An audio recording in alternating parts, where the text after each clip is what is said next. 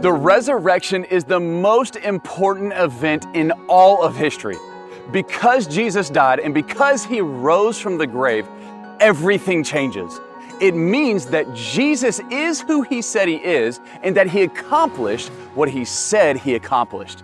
The Son of God, the creator of everything, including you and me, put his feet on this earth. He breathed our air and lived among us. He entered into our pain and our shame, and he died for us. But why? Why Easter? To understand Easter and to understand the life, death, and resurrection of Jesus, we have to know the whole story. And we know every good story starts with in the beginning. First, we need to understand creation and what motivated God to create in the first place. What was it like for the first humans, Adam and Eve, to live in a perfect world without sickness, without disease, without conflict? Now, if that was the original design, what happened to mess it up and cause such severe consequences for all of mankind that we still feel the impact thousands of years later? And if God is all-knowing, then why did he even let it happen?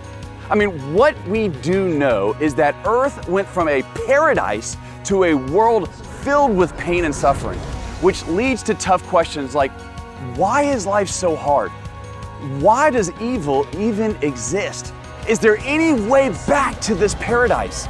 You see, the solution to our dilemma is found in one person, Jesus. But how? The Son of God embarks on the greatest rescue mission ever. Jesus comes to earth as a human baby, submitting himself to the natural growth process and lives among us. Crazy, right? And again, this brings to mind more tough questions.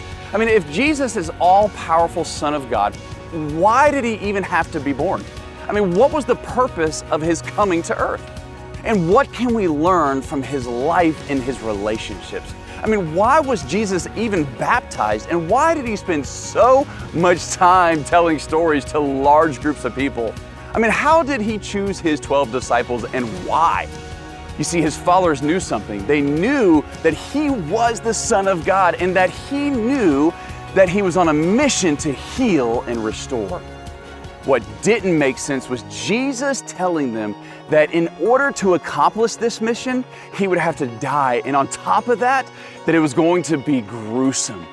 Why did Jesus have to die on a cross, crucified like a common criminal? And how could an all-knowing, all-loving, all-powerful God allow such a horrific event to take place? What was the purpose of Jesus being crucified, and how does that one event impact my life today?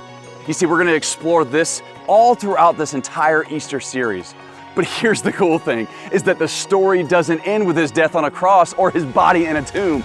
Easter is coming and the tomb will be empty because the power of God will raise Jesus from the dead. And because Jesus conquered death, hell, and the grave, now a life of immeasurably more is available to us. Yes, his resurrection. That changes everything.